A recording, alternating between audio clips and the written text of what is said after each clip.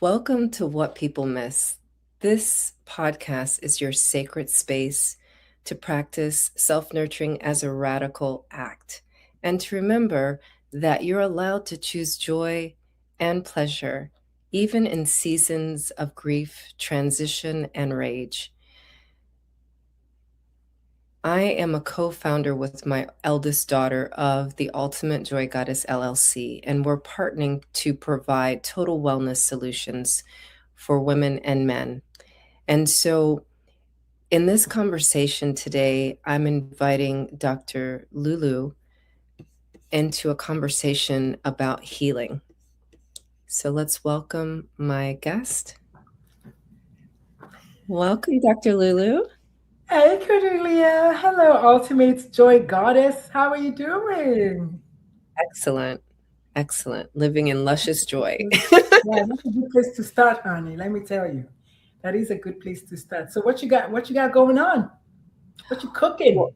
What am I cooking? Well, I'm cooking up more ways for people to access their inner peace. Yeah. And Mm. I find that the best way to do that is just connecting, to the human heart. Like when you came on, I'm noticing that one of your pronouns is Mama Beast. And Yes, I'm that's so my third curious, pronoun. like, what does that mean? That's actually a registered trademark. I trademark everything, but that's a registered trademark.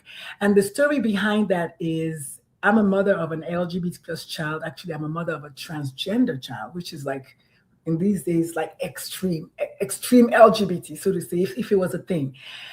And in the LGBT plus affirmation space, there's a bunch of white mothers, I'm going to say because that's what it is, a bunch of white mothers who started a movement called the Mama Bears. Ah. And I like that. And it's okay, it works. But I'm a Black mother. Mm. And so I just didn't think the bear just didn't, it just, it's okay. But in the old days, we had the um, Dora Milaje, which were the women warriors from Dahomey. They were featured in the Black Panther movie. Many people don't know about them, but I also, in addition to that, I went to medical school in Zaria, which the original name is Zazzau. Zazzau is Zaria. And in many moons ago, there was a queen, a very, she was a radical warrior queen. Her name was Queen Amina. And I went to school in Zaria, where she was from. She was Queen Amina of Zazzau, or Zaria. And many people don't know that many moons ago, women were warriors. Black women were warriors, and radical warriors that just took no prisoners. They took men as prisoners, and they came and they took over. And I thought to myself, what better way to describe a Black mother of a trans child who is affirming? A bear doesn't cut it. And not because I don't want to, align with white folks or the mothers or the who identify as mama bears. I just feel like as a Black woman, mama beast describes me more. So I thought, you know what, I'm going to add that to my pronouns. And I actually have a bunch of people now in Atlanta who just call me Mama Bees. They're like Mama Bees, and I was like, oh, sometimes they call me Mama Bird, and that's okay too. But I just felt like we have more words. Why didn't I use mine? So Mama Beast came from that, and I've been using Mama Beast as my third pronoun forever. Mm. So my ex-wife was like, you should trademark it. I said, sure. So I trademarked it, just like I trademarked Dr. Lulu. I just trademark whatever I'm working with at that time and just kind of keep it moving. But I just it's empowering. It's domineering. It's disrupting. It's like all the things that I am. When I walk in the room, I don't look it, but when I start talking, you're like, okay, wait, what? Yeah, that's what Mama Beasts do. So that's where Mama Beast came from. I love that. And I love that you are affirming and acknowledging your child's journey.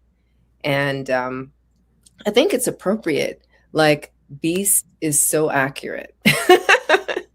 I think I will adopt, well, at times I have, but now, right, listening to your story, I think I'll adopt Joy Goddess is my third.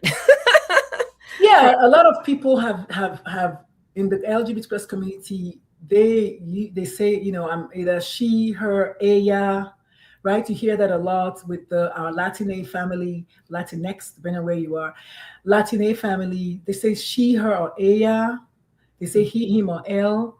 Mhm. And some say she, her, and then their first name, right? And I think what's in a pronoun? A pronoun is a term, or rather, yeah, is a term that we use to describe somebody in a third person. But Mhm. I think that person should also be part of choosing their pronouns. I mean, it's like I want to be referred to as something that affirms me. And Mama Bear just didn't do it. And not because there's anything, and Mama Bear is powerful, but a beast has, you don't know what's a beast, right? Yeah. If you don't believe me, try to take the chick of a regular home chicken. Oh. That chicken becomes a beast. And I think bear is almost not, it's not inclusive enough. It's like this one animal. Mm. But for me, I'm a mama beast. So it's whatever it is, whether it's an anaconda, which is a beast, or an eel, which you may not think is a beast, but there's the electric eels, or even just the regular chicken compound hen that we see every day. If it has chicks, it will fight the dog because my dad had a lot of animals growing up. It will fight the dog and shed blood because he took one of his chicks. That is a mama beast. Oh. It's not a particular animal. Yeah. It's what is the protective factor, which means I'm gonna take my earrings off. That's what the mama beast is. Like we're going to fight to the death. A long time ago, my eldest child was being bullied in school, and she plays the flute, and someone took her glasses, I think, and broke them because the person said something derogatory about my kid who's very quiet, a bookworm, just sit in the back of the bus or wherever, just reading her book all the time, doesn't bother anybody. Somebody walked up to her and said something. I can't remember what it is, but I remember what my kids said back to them. The kids said back to them, "Your mother must have been a something nautical nitwit, something to have a child like you, something big vocabulary." Right. And the other kid was like, "What did you say about my mother?" And took her glasses and broke them. Well, I wouldn't have heard about it except wear your glasses. What had Wow. happened was what? We're going. And that's what happened. My cousin was like, "I'm getting the keys." I was like, "Take up my ears." And we went to their house. I was like, "Tell me more about why you think you can cross the space." You're talking word to word, right? You said Right. some words, my kid said some words, and then you think it's okay to take glasses and break. Well, you've crossed the board. Now I know about it. Yeah. And guess who got the most expensive pair of replacement glasses from Charlotte Eye, Ear, Nose, and Throat? My kid. So that's what Mama Beasts do. Whoa. Yes. That, yeah, that's powerful. That's very powerful. And what I like also about that story is you really demonstrate the power and the importance of words, right? You're accurately and fully describing how you show up for your children and who you are for your community. Yeah, I love that. And Yeah. Thank you for saying that. But yeah, that's it. It's a very simple, it's a very simple conversation, but it may not be easy if you touch my baby bird. It's over. I'm coming for you. Any one of them, actually. Any one of the three. yeah, of It's course. over. As it should be. Yeah. As it should be, absolutely, 100%. And so I'm curious also, how has that really supported your relationship with your children? So my youngest is 21, about to be 22, and we were on the phone last night at 11:45 p.m. because he is in Sacramento, California, for a summer job selling door-to-door pest control. And 3 days ago I got a call. 2 days ago I got a call. Last night I got a call. All three times, the kid who started doing this work this week made a sale, right? So each time he made a sale, he called me to Mm. tell me about it. That's my road dog. That kid is my ride or die child. And I think we're not friends. It's still mother and son. It's always going to be that. There's always going to be that respect. There's always going to be yes, ma'am, no, ma'am, because that's how I raised them. I was in the military, right? However, I think the ultimate evidence that I must have done something right is that at 21, going to be 22 in October, every time he made a sale, his very first sale, he thought to call me. I do not take it lightly. My middle child is moving to a new place. He's an architect. It's going to be 25 in July. I think it's going to be 26. 26 in July. I was born in 2006. Yeah, it's 26 in July. So yeah, this year. Yeah, 26, 20. Yeah. Same thing. He called to tell me that, oh, Mom, by the way, I'm going to be moving. I said, where are you moving? He said, no, I got a new place. Da, da, da. I just think, and he's 25. When I was 25, when I was moving, I don't know if I called my mother. He's like, I don't know. I can't remember. But I think as young Black men, I'm so thankful that they still call me for important things happening in their life. My eldest child and I are actually estranged, believe it or not, for the most part. She's going to be 28, and we're pretty much estranged for other reasons unrelated to her being trans. Also semi-related to the way my parents are responding to her being trans, but that's okay. The point I'm trying to make is that even in the estrangement, I know she reads my text messages, and she takes pictures with them and tells them to send the pictures to me. And so I know that we're still connected. And it's okay. One of the books I'm reading, actually, the one book I'm reading right now is Miracle Equations by Hal Erard. And he talks about the definition of suffering, which I used to say is knowing what to do and not doing it.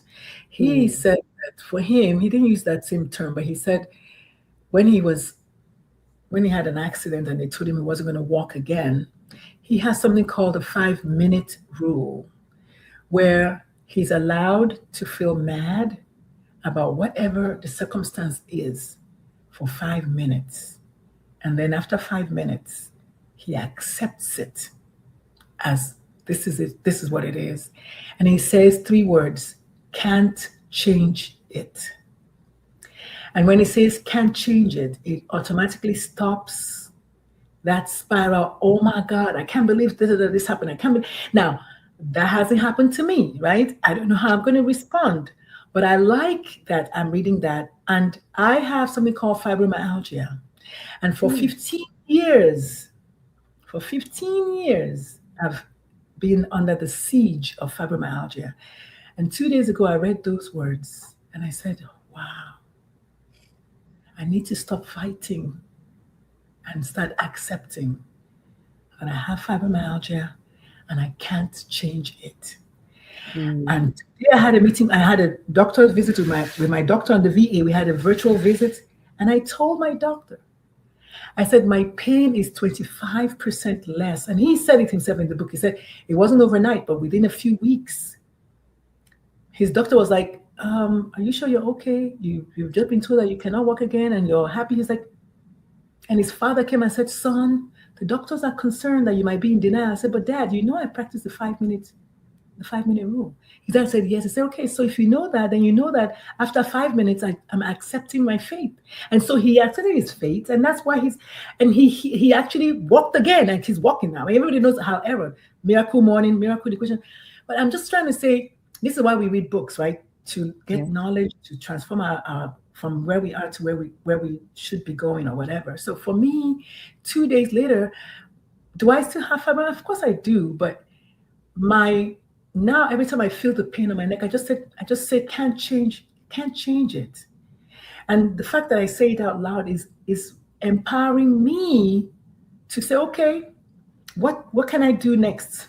Like to help someone or to go about my business or minding my Black business, as they say, right? So, but interrupting that focus on the pain is now decreasing, because normally when the pain starts, I'm like, oh God, God, my neck is hurting. And then I have like this 2 hours of my neck is hurting. Now it's like, oh, my neck, okay, I can't change it. Right. And then I just do whatever next. So I think it goes very well into the conversation you have that you want us to talk about healing today. Because I was thinking about how do I approach it? And I realized for me, the definition of healing is a journey. It's a journey of becoming better. To me, healing is not necessarily from a wound or a cut. It's from the realization that, listen, I have been diagnosed with fibromyalgia for 15 years. And I can say, the next 15 years can be torture, or I can say today, I can't change it. And when I'm walking down the street, people don't say, oh, there goes the lady with fibromyalgia. I don't even look it, right? So I might as well feel it and allow myself to just, okay, what can I do with the fibromyalgia riding shotgun? Because it could also be cancer. It could be quadriplegia. It could be something, blindness, something worse, but it's not. And so reminding myself that I also get to decide to say, you know what? It ends today. The negative thoughts about it, the going back to my ex-husband and why was it that abusive and all the things that happened in the marriage, why did they happen? I can also say, it's already happened. I can't change it. For me, it's revolutionary. So I just wanted to share that with you. That's so powerful. And thank you for sharing that. And that's absolutely what we're talking about. Like, what people miss, I like to change the conversation about the words we use and the perception we have around them. And so you've just done that so eloquently. And thank you for sharing that story. That is similar to, like, I have a workflow that I call the sweet talk, right? Workflow, and which is trademarked. And to your point. Yeah.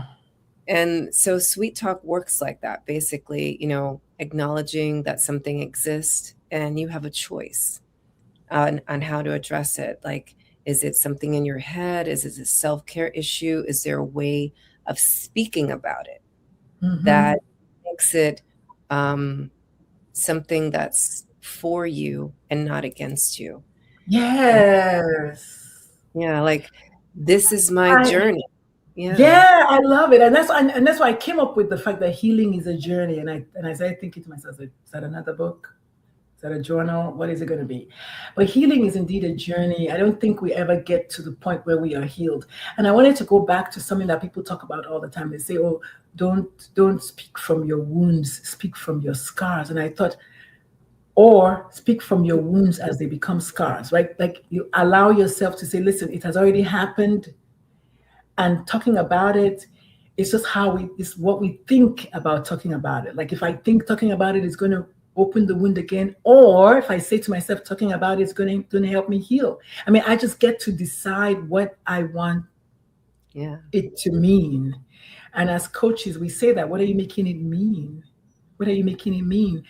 I had some introspection about a week or so ago, and on my way to New Jersey to give a talk, I had this person I was talking to for about a week and some change. And on the telephone, we were going back and forth about something that he did. And I knew the moment my brain said, you need to stop now, because this is not going to end the way that you might be speaking to this person tomorrow. Like, I knew the moment when my brain said that. And I also said to my brain, yeah, whatever, I'm going to continue, right? And exactly what my brain said is what happened. In the end, somebody hung up the phone on the other person, and I was just like, well, that's immature. But I also realized when people show you their true colors, believe them the first time. So now I'm like, okay. So when I was thinking about just going back to what the book, how Aaron Miracle Equation said, I could also be like, oh my God, I can't believe he hung up the phone on me. I can't believe he hasn't called me in a week. Or I can just block him and just keep it moving and just say it has happened. And do I want someone in my life who has told me that when we're having an argument and they're not getting their way, they hang up. Like, is that the kind of person I want?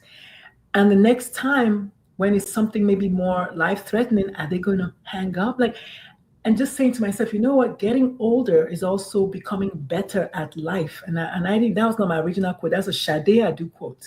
I don't know those who know Sade Adu. Sade Adu, when she turned 40, they had an interview. They asked her, I said, so what do you think about getting older? And she said, wow, I think that getting older, life doesn't necessarily get better. You get better at life. And I just thought, yeah, I get to decide, do I want anyone to treat me that way? And also, will I treat anyone that way? And I realized, when was the last time I hung up on someone? I don't even remember. Unless, of course, someone that's maybe being abusive or whatever, then I'm going to hang up. But if the two of us are talking, and I said, and then as coaches, you always say, well, what are you going to do differently? And I said, oh, okay.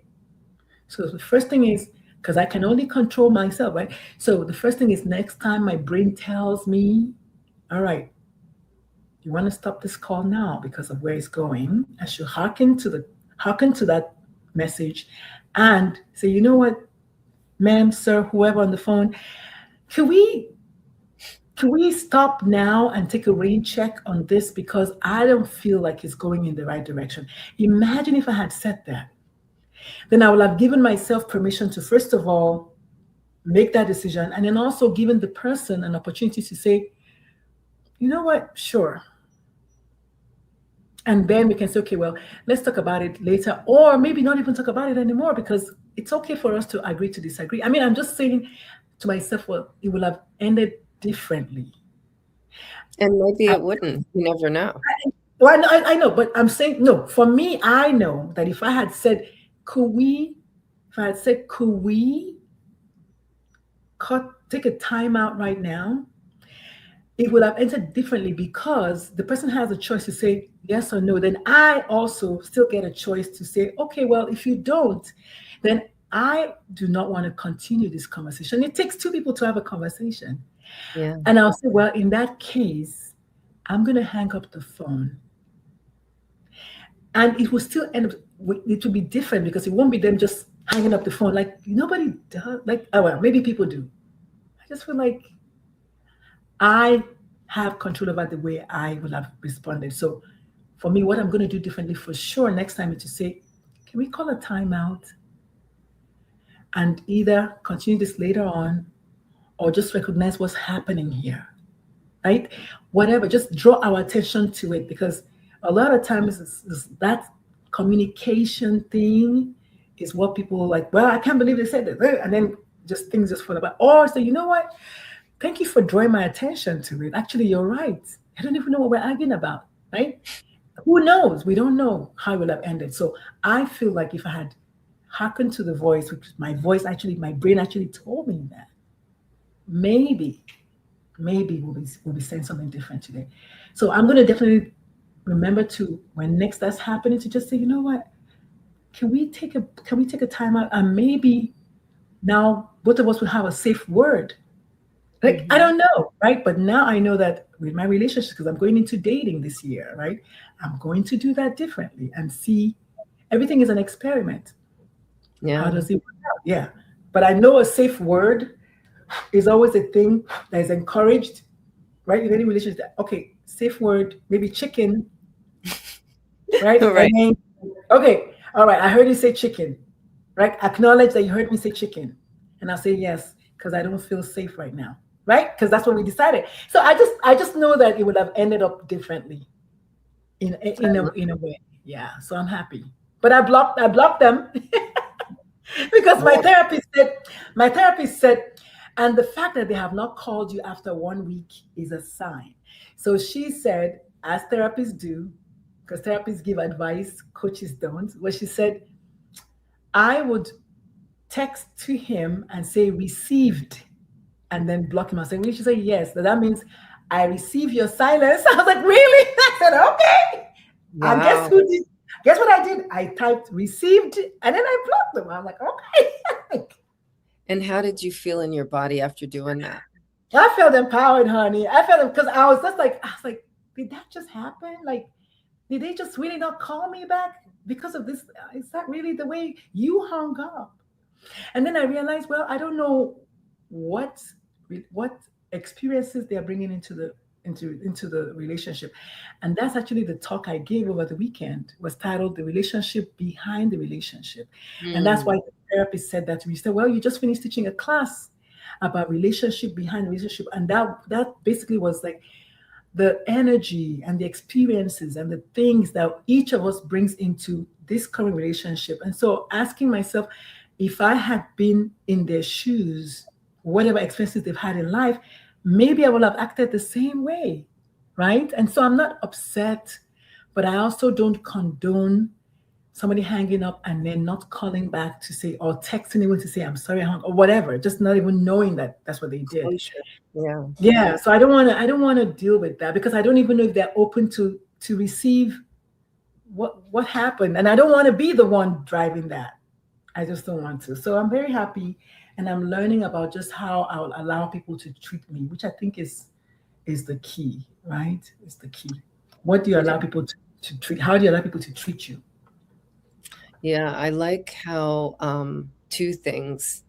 Life offers us experiences and opportunities when we're in the work, right? And when we're offering support to others. So, of course, you would have an experience like that when you're about to give a talk like you did this weekend, I because know, I you need know. context. I I actually gave the talk, and then I was telling my therapist about it, and then she was like, and I was like, She was like, did you just say you gave a talk about relationship behind relationship? I said, well, what? She said, well, you don't know, and that's true. I honestly don't know what relationships or experiences that person was carrying around. And that was kind of akin to the bag lady song, like you gonna hurt your back carrying all those bags like that. That's what she was talking about. Carrying Mm, everything around with you. And then coming to this relationship is a new relationship, but because you're still carrying all of those. So again, just kind of moving forward about healing, obviously we may not end up, the talk is not about you have to put all your bags down. The talk is we have to acknowledge all the bags, yeah. so that when you know, Cordelia, the bags I'm bringing, that I want to tell you about, and I know the bags you're bringing, then we have to both also be equally at the point where we are recognizing, so that if anything goes certain ways, we can talk about it. Yeah, I remember you said this chicken crossed the road, and do you think maybe that's why this is coming up now? I just acknowledge it. What a beautiful, to me, I think that's a beautiful relationship, right? Absolutely. I love, and it invites more communication and less disconnection. It Yes. doesn't, and in the disconnection, right, and the lack of communication, resentment builds slowly Yes. over time. And I'm also hearing you say that you have created a standard, right, of what you'll allow from others and what you'll create with others. And so standards are such an impactful part of healing. So what other standards have you created? And do you have like a formula for that? No, I don't have a family. This may very well have been a one-off, but as the way life, just the way life is, one thing leads you to the other. Like I haven't had this conversation before now. It's just coming through. It's just coming up now, and it's literally happening in real time. But I'm also very happy for it, because I know we wanted to talk about healing, but the conversation naturally is organic, and it's just going where it's going. And for me, I just realized, as a 50 something, almost 60-year-old woman, it's time I know, even if I don't know fully what I want, I know fully what I don't want. And Yes. sometimes I tell myself, I say, but girl, you need to also fully know what you want, because that's what you attract. And so sometimes I have to stop and say, okay, this is what I want. I want someone who is going to be willing to listen to this idea of relationships behind relationships, right? And what we bring into the relationship, and maybe a safe word. I never even thought about safe word before, but I thought, but during the talk, it came up, right? A safe word for us. And what happens when one of us, either one of us says the safe word, the other one, we have to respect that because we want this to work out. And I started thinking about my ex-wife and how much different our relationship would have been if we ever had even thought about having a safe word. Like, just because we were supposed to be like, because the talk was because I had to write a chapter in a book about something, and I decided to talk about my ex-wife and I, and how our relationship went south and how it hurt me so much, because we had said we were going to be ride or die. We're going to be like there for each other, and then we didn't have the systems to support that desire. And I wonder if we had, where would we be now, you know? And so I started thinking, I wonder, you know, that thinking of all the things that I was dealing with and she was dealing with, like a death of a parent, and me, parents who were just staunch Catholics, and just like, just not, my relationship was never talked about. My brother and his wife, my brother and his wife, you know, people like, but not my relationship. Like, and how I just felt invisible in my family. And I carried that and I brought it into the relationship, but she didn't cause that. Right. Yeah. So just anyway, but I'm just thinking to myself, now I have a chance to rebuild Yeah. the way I go into relationships, and just find someone who actually wants to, because maybe someone else, I mean, you're agreeing with me. Yeah. So maybe there are other people who feel this way. Like, wait, you're right. Just call a timeout before, the bell, the Yeah. bell rings, and then we now like throw in our towel, like, oh, it didn't work again. But we like each other. Wait, we even maybe love each other. Yeah. It's so Yeah. important. I really like the way, like, I feel like this is an invitation to a new way of approaching relationships in general. Like, we don't have to fall into that same pattern, right? We don't have to keep doing the same thing with a different person. You know, it's like, you are constantly evolving as a human, right? So bring Yeah. your evolved self into the relationship. Bring your emotionally mature. Evolving, even I might even say evolving. So Yes, we don't it's yeah. So because if we say evolved again, that's like it's that's like it stopped. stopped. Yeah. Yeah. I mean, I say that because my mother told me one time, a long time ago. She said, "Only a dead man has no problems." I don't even think my mother remembers that she told me that. But when she said that to me, I said, "What do you mean?" She said, because I was like, "Oh, I don't want all this." She said, the prayer is not, don't give me problems. The prayer is, give me problems, but also help me with the solutions, right? Solution. Yeah. Because she said, because only a dead man has no problem. I was like, oh, well, now I get it. Right?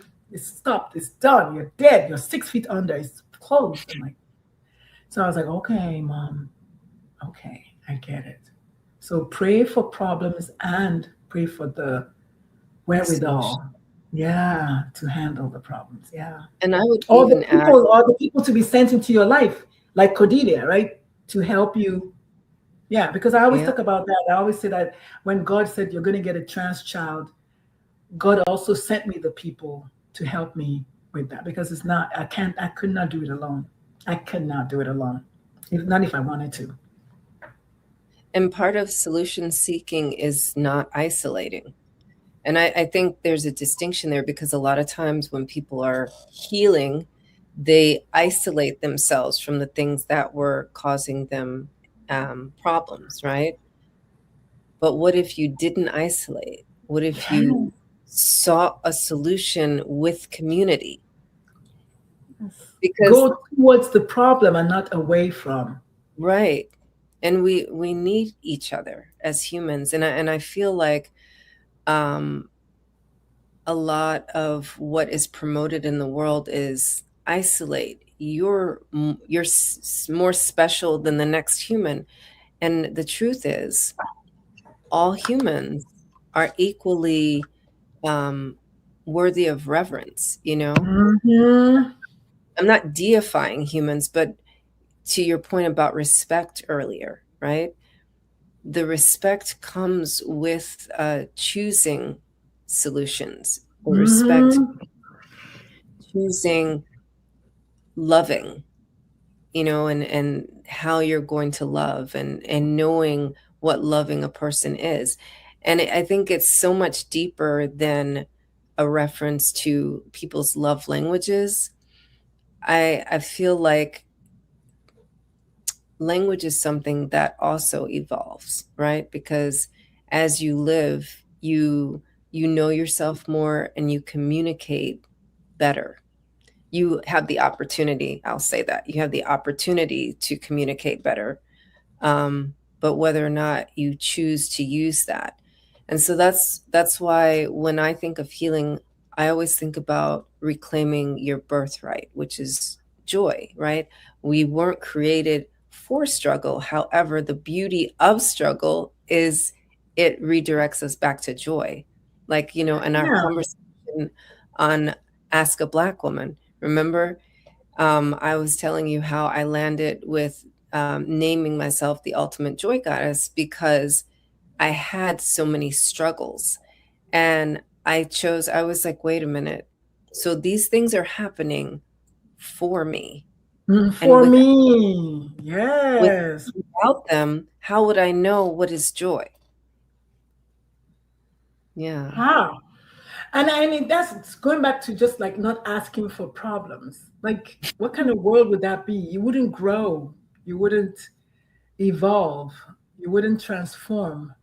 But you had mentioned earlier that we're not the same person we were yesterday. We're a different person today because of the things we're able to handle yesterday, or at Yeah. least attempt handling. Yeah. So yeah, I agree. I agree. I agree.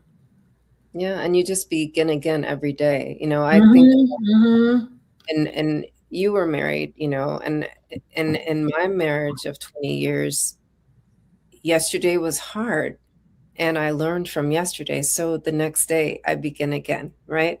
And with kindness and forgiveness for myself, for my choices, and Mm-hmm. by extension, towards the other person, right? But always beginning with self, because you have to nurture yourself to know how to nurture another person, to know how to love Period. another, right? Yeah, period. Yeah. Yeah. I mean, yeah. So, I mean, coming back to, I know you wanted to talk about just what does healing mean. I think healing is, it means 8 billion things to 8 billion people. But for me specifically, I think it's coming into this awareness that I'm not going to, if I remember, I might forget, but if I remember to say, I can't change that, I will bring it to the forefront every time. I can't change that. It's so powerful to me now because it's like, oh, yeah, all the energy we've been expending trying to change people. Let me tell you something. The biggest challenge I had was when I said, oh my God, there's one person that is walking on this earth right now that I truly, truly, truly dislike with my whole heart. And they live at the White House. And I had to tell myself, God, how do I get past that? I said, you know what? Wish them well. I know this sounds crazy, but wish them well and try to just mind my own Black business and try to just keep going and keep doing good in my microcosm, like in the little ecosystem of my own community. And while I may not, be going to King's, was it No King's rally? Because I'm not. I know that my actions every day show that I have compassion for for my next door neighbor. I care about the way my neighbor is feeling, even if they are the ones that call the popo or do something really obviously mean to me. He said, if we had to grow up in that person's shoes, we don't know that we would not do the same thing. And that was the key for me. I don't know that I won't. I think I won't because I'm already growing in my own shoes. I don't know that I won't. And so, and that's why he says, just wish people well as you keep on doing, just keep on doing good, because your own doors will open for you. Your own lane is your lane. What's yours is going to always be yours. I mean, those are the things that we say all the time, but have we ever sat down to think it through? What does it really mean? Do you know that that's just, I'm just beginning to understand it now. I think we talked about this in the Ask a Black Woman podcast. We talk about like empty nesting. Did I bring that up at all? A How I'm little an bit. empty, yeah. So that I wanted to bring that up because my healing is that much more exponential now because I'm an empty nester. I can finally hear myself thinking. Hmm. When the kids lived at home, I love my kids, but sometimes you can actually get burned out because I had nowhere to go. Nowhere to, it was just, Mom, tell cheating to stop. Mom, have you seen my shoes? Mom, we're late. It was, Mom, come on, get off the phone, please. I don't want to be late. Mom, I'm home. Mom, are you home? Mom, did you not hear me calling you? I'm like, I'm here. You know, nonstop. This is literally taking me down. This is Mom, nonstop. And now I'm like, I wish I could get mom for a day, but at least I have the memories. Yeah. And I can think about who do I want to be now?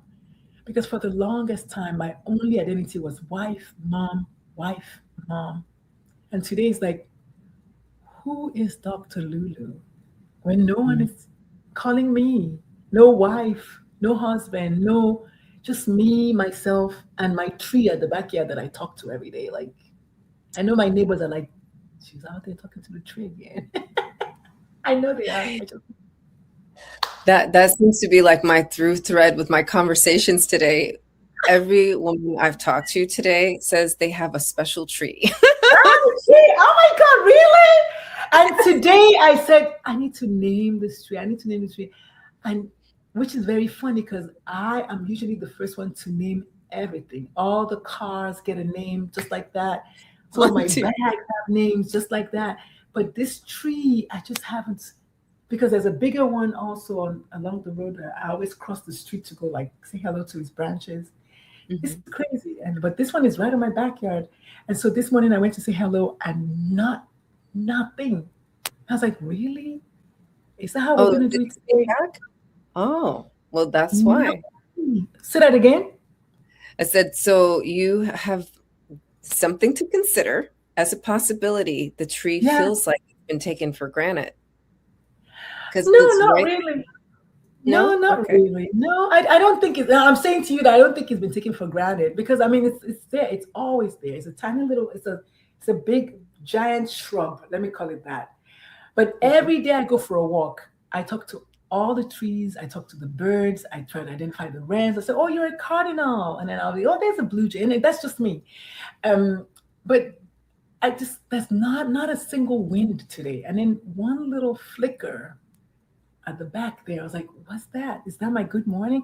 Normally, I come in and I says like, "Hi y'all, how are you doing?" And then three, two, one, like it's like the Aw. wind just comes every time. And then this one is like nothing. I'm like, what's going on? Like, what was nothing? Hmm. Nothing. I know. So well, I'm teaching my class today, and I'm gonna have a good time in my class today, whether you say hello or not. But I know my neighbor's probably like, oh, there she is. Oh, she's talking to her tree again. But I love that. I love that you have that practice of communing with nature, you know? It's so And grounding. yeah, it's so grounding and loving and kind. And I really thank you for being in this conversation with me today about healing and what it looks like with you and for you. Mhm. Yeah, and I just I wish the world would heal already, but it is what it is. I'm glad that I'm able to realize it for myself and make the connections while I still can, you know. And every single day, I'm going to just keep trying to get better, trying to improve myself, trying to treat people not even always the way I want to be treated, but just treat them the way God would want me to treat them. Because I think, and I read this somewhere, or maybe I had this conversation somewhere, someone said, not everybody wants to be treated right. And I was like, what do you mean? They're like, well, do you know people that have like Stockholm syndrome? I was like, yes. I was like, okay, those, they don't really want to be treated right, because I was like, so don't always say, let me treat people how I want to be treated, but say, treat people how God would like us to treat them. And that's universal goodness, universal kindness without expecting anything back. And so once that occurred to me, I'm like, yeah, I'm just going to keep doing that. 3 days ago, I was walking my neighborhood. I speak to strangers all the time. That's me. And I saw this black lady come, making a turn into my street. I'm like, hey, hello. And then she's like, hi. And when we just, and I was like, what's your name? And she said, my name is Neka. I said, Neka, as in you're Igbo? She's like, yes. I was like, she's like, what's your name? I said, Uche. She's like, what? I said, but I go by Dr. Lulu. She said, wait, Dr. Lulu? I think I know. You're like, no, you don't. I mean, how? She's like, no. Did you have a birthday party in Midtown? I said, yes. She's like, wait, you at my birthday? She said, yes, I was at your birthday. And then come to find out that we've been texting each other. That's hilarious. She lives in that house right there, in this neighborhood. Like, and then I told my kid, I said, this is why I talk to strangers. And while I was talking to her, telling her that I talk to strangers, here come this other lady. She was passing with her dog, and she's like, hi, Mr. Lulu. And I said, hi. She's like, yeah. I said, yes, I talk to strangers. It's a thing. Especially if they're Black women, especially if they're Black women. And the lady was like, I downloaded your podcast and I've been listening. I said, thank you, So it fills my cup talking to strangers, because I don't know what they're dealing with. But if you don't look at me when you're walking past me, I'm probably not going to say anything. But if you acknowledge me on my way, like some people just like, it's fine. It's not that serious. But if you're looking up and you're looking my way already, I'm going to be the first to say hello. I will be the one. I don't mind. It doesn't do anything to me. Hi. And now I've discovered my sister. So we're going to cook together tomorrow evening. We're cooking Nigerian jollof. Yeah, she's going to make a goosey soup, and I'm going to make some jollof rice. And we just discovered that both of us are empty nesters. We both live. What? Instant best friends. I'm just saying that because. And she's already been to your birthday party, so it's like, yeah. She already knows me. Yeah, she said she gave me her number. I said, wait, girl, we've been texting. We have at least 6 or 7 text messages. Small world. Yes, small world. Yes. The first one was she sent me something about an event. The second one was me thanking her for coming to my birthday. Oh. I didn't even recognize her. It was a lot of people. I didn't know who came. We had a sign-in card, and then I just sent everybody text messages.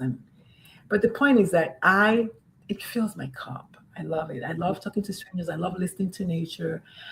I usually have my earphone on, but no music playing. And because I just want people to know that I have something in my ear. And then one day I said, but why are you doing that? I don't Isolating. Know. Yeah. I know. I just have it in my ear, but there's no music playing. It's interesting the things we do. Yes, the things we do. And I just had a nice giggle as I said, girl, your level of craziness is, yeah, but it's who I am. And this is why I need to decide sooner than later who I want in my life so that I can attract them already, because that person is going to be if they're just as crazy as I am, it's going to be amazing. It sounds delightful. Yes. Thank you for saying that. Thank you for the flowers. And thank you for having me on your show. I had a great time. I didn't even know it's almost 12 noon. I'm like, wait, we're talking for 1 hour.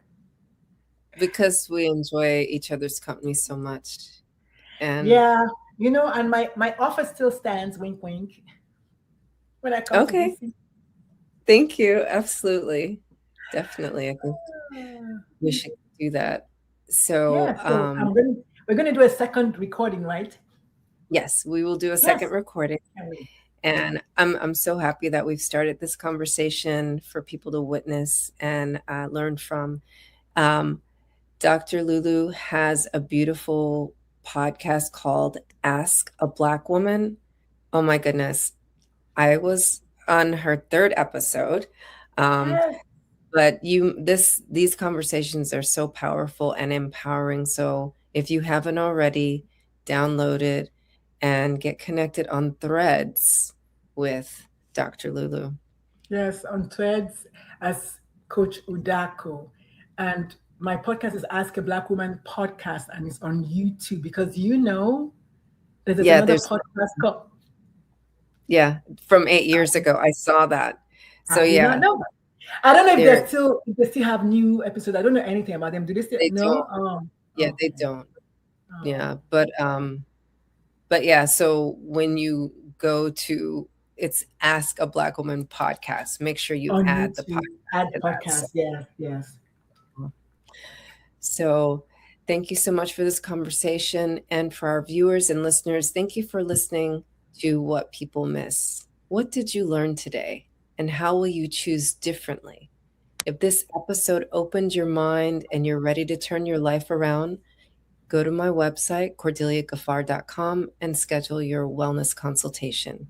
But in the meantime, remember to choose joy and pleasure. Until next week.